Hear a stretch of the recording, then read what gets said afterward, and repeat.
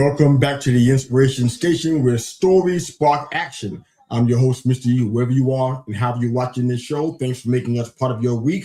We're live on LinkedIn, Facebook, and YouTube. And of course, you can find all of our shows across social media platforms and all podcast listening platforms. Thanks again for joining us. We're excited about this particular story. We have a gentleman who's a transformation coach, former celebrity trainer, and a sought-after mentor who spent more than 15 years helping people like us overcome adversity and build resilience and create change in their life. Let's welcome Jon Paul Crimi to the stage. Jon Paul, good to have you here, sir. How are you? Great. I'm doing awesome. It's great to be here today. I'm excited to talk to you. Same here, same here. You deal with so many things that as a coach, I deal with clients, personal growth, emotional mastery. I want to pull that out of you today because I know you got some rich history in that regard, man. But let's kind of jump right in. You work with celebrities and hard chargers, A-type personalities, CEOs. What do you think is the biggest lie that high-achieving people have told themselves? And usually is their undoing from the inside out? I think the biggest lie that those people have is that when I get this thing, when I get this trophy, when I get this Oscar, when I get this medal, when I win the Super Bowl, then I'll be happy. Then I'll be complete, right?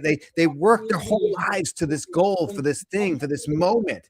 And that moment can be beautiful. It can be amazing. And it usually is. But then after that, they realize that that didn't fix the hole inside of them that they were trying to fill up. And then is when they start to go downhill. Usually, not always, but sometimes they start to go downhill because, oh my God, the Oscar didn't fix me. The Super Bowl didn't fix me. Now what? I'm still this person inside. I still have this empty, aching pain inside of me. It hasn't gone away. I'm trying to figure out who taught everybody this. Where'd this come from? Who told us that if you achieve this lofty goal, that it makes everything better? Where did we learn this from? I don't know. I think it starts when we're young. I think when we're young, we see this thing, we see the Super Bowl, we see the Oscar, we see, and like everyone celebrates that. Everyone around you celebrates that. Oh my God, they're the best ever. They're the GOAT, whatever. You get so celebrated and you look like if you're the GOAT, if you're the best, if you're celebrated like that, then you're going to feel that love, right? We're trying to feel that love from the outside in. And it's an inside job. There's nothing I can hold on the outside of myself that's going to fix me on the inside of myself. Yeah, that GOAT conversation is dangerous. I'm going to try to stay away from that one. That can cause some problems out here today. So I'm going to try to avoid that one. I love this. I love that, you've done so many things that serve others. I definitely want to make sure I don't neglect to ask you about you. Jon Paul, what would you say is the hardest truth you had to accept about yourself? And how did changing that change so many things in the trajectory of your life, so to speak? Yeah, I think it comes down to, and I think there's a lot of people struggle with this, that I'm not enough. I'm not enough. In some way, I'm not enough. I'm not smart enough. I'm not rich enough. I'm not funny enough. I'm not strong enough. I'm not big enough. I'm not hairy enough. If you're listening to this, I have no hair. So you're like, why would you want to be hairier? I have no hair. I'm hairless. So it's like, and I'm not enough. In that lie that we tell ourselves sometimes, and it's not true, right? It's not a true statement. But I don't know why our brain can give us bad information sometimes. And that's a scary fact. And so I've had to overcome that, like that lie that I'm not enough the way I am. Yeah. So one of the things that, from what I understand, from what I'm ascertaining from your work, you help people get out of survival mode and move into a place where they thrive in their environment and they're successful, they prosper. What would you say, for those that are watching and listening today, is the difference between somebody who kind of stays stuck at rock bottom and those that transform? The willingness to do the things that you don't want to do. The life that you're looking for is in the work that you've been avoiding, right? So say that part again, Jon Paul. The life that you want, the life that you want, the life that you're looking for is in the work that you've been avoiding, right? And so you have to be willing to be uncomfortable to do the shit that you don't want to do. If I do what I feel like all the time, then nothing in my life is going to change. I have to do the things that I don't feel like doing That's what's going to change my life. I have to show up when I don't feel like showing up. I have to ignore some of my feelings. I love this. I love that. I know that this answer has been asked of you probably 50,000 times. I'm going to ask it today anyway because I just have to. Please. Because I'm a huge sports fan. Have been since I was a sports fan in the womb, listening to the cheers and sounds of sports. You work with elite athletes. I know you reference people who have won Super Bowls and championships. What would you say is the definitive difference between those that have accomplished what they want to accomplish and those that are still trying to after years? Yeah. I think it's two things. I think it's the work ethic that we were just talking about, right? I mean, Colby is a great example of that. Like, he's like, you're not going to outwork me. I don't care. I will die in this gym, practicing. You are not going to outwork me. So there's the work ethic is one. Yeah. And then the other thing is the ability to make adjustments on what because a lot of people will keep doing the same thing over and over. And that's good, man. And expecting a different result. I can't keep doing the same thing over and over and expecting a different result. I have it's to. Insanity. It's right. Or insanity. I say insanity is doing the same thing over and over, and knowing what the result is going to be, and you do it anyways. That's really cool. That's criminally insane. My goodness, yeah. I have to see, like, this isn't working for me. What adjustments can I make, and see if that works. Right. So be willing to make adjustments, be willing to fail to get better. Failing forward has been a life-changing thing for me. Like, knowing that, like, failure is a good thing sometimes, because I know that this didn't work. Now, what else can I do? Right? Uh-oh. Goodness, technical issues. Wrong time for that. I didn't get the last part of what you said. I don't think anybody heard it. I said I have to be willing to fail forward, to be okay with failing, because then I know, okay, that doesn't work. What other things can I try that might work? Because people look at failure as a bad thing, and I actually think no, it's just statistics. Like, we're just adding things. Okay, we've tried that doesn't work. We tried that doesn't work. I think, the guy who invented the light bulb, he tried like 1,800 different ways. I'm sure I'm wrong on that number, but like, if he had given up at 1,000, we wouldn't have light today. So you have to be willing to keep trying different things to see what's going to work for you. No, I love that. You are, and a lot of my questions are going to be geared toward your being in the company of people who have fame and influence and success. So I'm not sure. I'm trying to get somewhere with these kind of questions. But when you see somebody's identity is kind of wrapped around achievement, like you mentioned earlier, status, performance, and that kind of stuff, do you have a success story of somebody who had all that stripped away and they were able to find real purpose?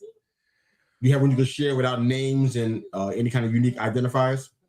Yeah. I mean, I think that is the thing, is like finding the purpose. That really is the key. There's not one particular person that comes to mind. There's so many people that come to mind that, like, they had hit that rock bottom and they had done all the things, they had gotten all the things, and then they realized, this doesn't fill me up. Fulfillment, purpose, it's filling yourself up. What's going to fill me up? Like, what's going to fill me up, Mr. You, is different than what's going to fill you up, right? That's fair. Right. So it's different for everybody. When I hit rock bottom and then I got sober, the first thing I did after a year of sobriety is I did Big Brothers of America. It's a mentoring program, right? And I was like, give me someone who's got problems, right? Give me a kid who's like different. And they did. They gave me this kid in Compton, and he was like 13, and I'm like driving into Compton. I'm like, oh my God, boy. Oh boy, what have I got myself into? And it was like, after we did the coolest stuff, I take them to the Getty Museum. We do paintball. We do all this stuff. And every time I dropped this kid off, I felt 10 feet tall. I felt like a different, it was the first time I was doing something for somebody else that I wasn't getting anything out of, but I was getting so much out of it. Right. So that was the first thing I experienced. And like, purpose, fulfillment, doing something for others that just made me feel good about who I was as a human. Because when I got sober, I had low self-esteem. And they say if you have low self-esteem, you have to do esteemable acts. So I was like, what's an esteemable act? What would be an esteemable act? Well, if I help some kid who was just struggling, like I wish somebody had helped me, maybe that'll make me feel good. So that's what I started to do. And then I ended up, helping these people in sobriety. And then it just kept going from there. It just kept laddering up, right? Helping people. And then someone was like, you'd be really good at helping celebrities because, you don't give a shit. So like, I don't give a shit in the way that like, I know you got 3 Oscars, but give me 20 push-ups. You know what I mean? Like whatever. I'm not that impressed. My friend said this to me a long time ago, and it changed my life. Because I was working with all these super successful people, super rich people, and he said, "You're measuring success wrong." He said, "If you measure success by how many people you've helped, you're one of the most successful people I've ever met in my life." So I get to say what success means. I get to decide what the measurement of success is for me. And the measurement of success that I choose is how many people have I helped on this planet. I love that, man. I love that a lot, actually, but we got to keep moving. Yeah, I want to ask you something. You sparked something when you said about, the people who have all these achievements, and then you find that, they don't kind of fill the void, they don't fill the gaps of people. Do you have any instances or any experience where people, and I think it's going to be important for people who are watching and listening, that's why I'm asking this question, anybody who maybe have had one of those lofty goals we were talking about, whether it be an actor, athlete, whatever it is, and they found purpose in something totally far away from that. Yeah. Maybe it could be going from an actor to being a florist instead. Yeah. Going from an athlete to be a horticulturist or botanist. I mean, something different. Have you ever seen that before? Because I just feel like I'm hearing more stories like that now more than ever. I'm like, wow. Yeah. It's a little small thing. We ignore it so much. And those are the things that we find our most purpose and joy in. Do you have a story like that or an experience you can share real quick?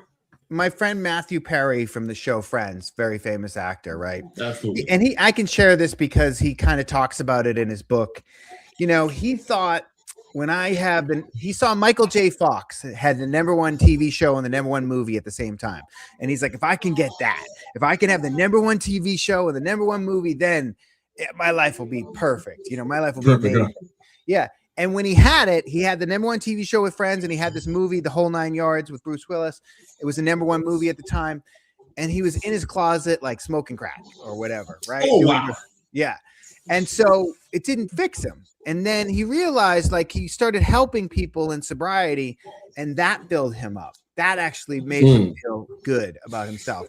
Unfortunately, he kind of fell away from that, which is what people do. They stop doing the things that work. And then, it's a daily reprieve, as we like to say. Like, we have to keep doing the work. It's daily maintenance on ourselves, right? We can't do it a few times and then we're good. We have to keep doing it. It's like you can't stay clean on yesterday's shower. You can't stay fit because you went to the gym 3 weeks ago. Right? Absolutely. You have to keep doing it. Yeah, that makes a lot of sense, man. What do you learn about happiness that most folks just don't understand? I think people get this wrong where they think, if I'm not happy right now, something's wrong. If I'm not happy every day, something's wrong. Happiness is an emotion that comes and goes, like clouds in the sky, right? Sometimes I'm happy, sometimes I'm not, right? Like, happiness is not sustainable. It's not consistent. Fulfillment, purpose. If I have purpose, if I have fulfillment in my life, that's going to carry me through those times when I'm not happy. That's what I try to focus on.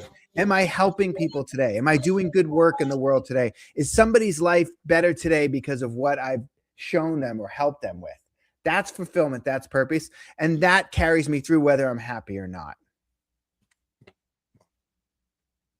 Well, you've been at people's sides who've gone through incredible highs and lows, the lowest of lows. You've seen that. You highlighted a couple of instances. What are the warning signs, man, for those that are watching this and who might be headed towards maybe perhaps a collapse of some sort or a danger zone? What are warning signs that people need to know about? Yeah, I mean, I think if you are close with somebody and you see them acting erratic, inconsistent, different than how they have in the past, and it's hard because people, oftentimes they think people have to find their own bottom.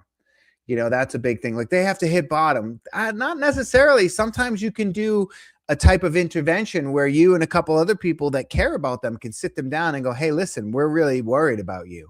It doesn't always work, but if you show them that you care, that you're here, that you see what's going on, and you can intervene and stop this cycle that they're in before it gets worse. And sometimes you'll interrupt it before they die.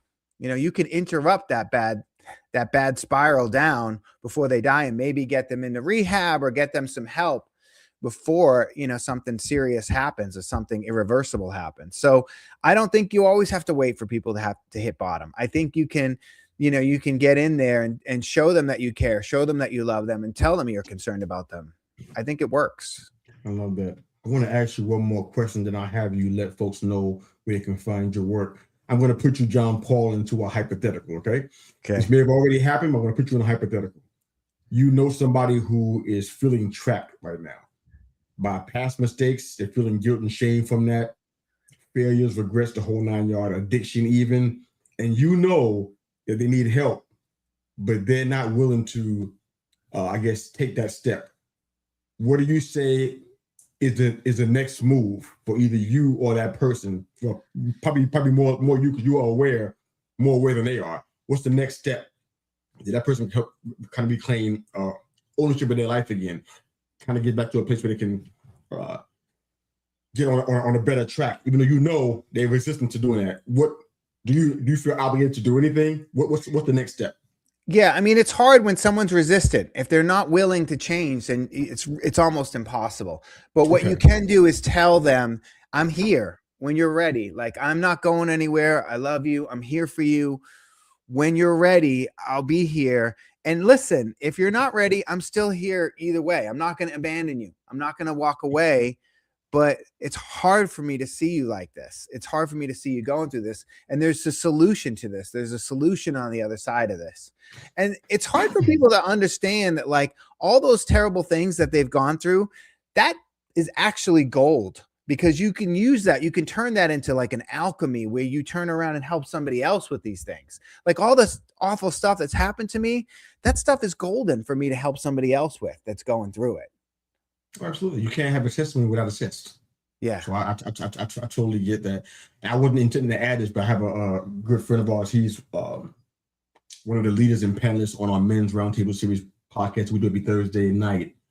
He was talking about how he was talking to a guy, a fellow friend of his. I won't say the organization because then I'll give too much away. But he was talking to him on a regular basis and just saying, you know what, I'm here for you. And the guy knew that. I mean, he would go and see him, go visit him, connect with his family, and the man took his own life. And my friend is like, why? I'm talking to you. You have somebody. You have me. I've been here. I haven't been like in and out and spotty with the relationship. I've always been here, consistently talking to you every single week. Sometimes multiple times a week. I'm coming to your house once a week just to check in on you and just to be with you and fellowship and connect. And he still did that. Yeah. I think about those kind of stories. I'm like, those kind of stories, when they get me, I'm like, wow, you can be consistent, do all you can do, but it still comes down to a moment in time, a decision that only one person can make. I just think it's powerful. But you can go ahead and share on that and then share where folks can find your work, and we'll close out there. It's hard. I mean, suicide, unfortunately, I have a lot of experience with it, and it breaks my heart, and it's a permanent solution to a temporary problem. Yeah, I always say that. Yeah, and it really is. And it's heartbreaking. I have a process that I created called the transformational letter. And it was created around somebody really, really close to me that I had helped for 11 years who committed suicide. And it broke my heart. It crushed me. It was like a son to me. And what this process is when you write a letter to that person saying everything you need to say, everything you can't say. And then you write a letter back from them to you. That's the unusual part. Saying everything you want them to say, everything they can't say. And then you lay down and you do this intense breathing technique that I teach. And so the letters bring it all up. And then the breathing technique heals the stuff in your nervous system around it. It's incredible. And you can't understand how well this works until you do it. Like, you can't wrap your brain around it. People can't wrap their brain around it. Something I've been doing since I was born, unconsciously breathing. You're going to show me another way, Jon Paul, and it's going to clear out my stress, my anxiety, my generational trauma. There's no way. And I always say, yeah, don't believe me. Try it and find out for yourself. Like, I didn't believe it either until I did it. And then it changed my life. So you have to be willing to do something different that you don't believe in that may just change your life. Like, so have an open mind. Everybody thinks they have an open mind, right? I'm like, you have an open mind? They're like, yeah, I have an open mind. Come try this breathing class. Like, no, I'm good. Then you don't have an open mind. Stop saying it. Yeah, I love that. I love that. Let do two things for me before we close out. Okay. Let folks know where they can find your work. Then I like to do something a little bit special. Okay. That's that, you know, that person that was like a son to you. I want you to speak to that person and people who are like that are watching, listening, perhaps right now, and give them some encouragement. So let people know where they can find your work. Then go ahead and you can send that. My main website is Breathe with JP, BreatheWithJP.com, not breath with JP, breathewithjp.com. You can find all my classes, trainings, courses, all that stuff on there. And I'm on all the social media things too. I have to be these days, right? So Breathe with JP, I do a class every Sunday on Zoom, and there's a 5-day replay for that class. So I always say, come try the class, have an open mind. If I was going to speak to that person that I was talking about, man, I'm going to get choked up. You know, I would say, you do matter. You do make a difference. You are loved, even if it doesn't feel that way right now. This is somebody out there listening, and they've got that washer machine going in their head, and it's not telling them the truth. I would say, find somebody that you trust, that you can talk to, and tell them the lie that your head is telling you. Just tell another person, because when we share it, it cuts it in half. And that you do matter. Your life does matter, and you are loved, even if it doesn't feel that way right now. Transformational coach Jon Paul Crimi, thank you so much for being here and being a part of this conversation, and for sharing your story too. We greatly appreciate it, man. Thanks for having me today. My pleasure, man. If you're watching, listening for the very first time to the Inspiration Station, thanks for making us part of your week. Hopefully this story sparked action. I know it will for me. Have a good one.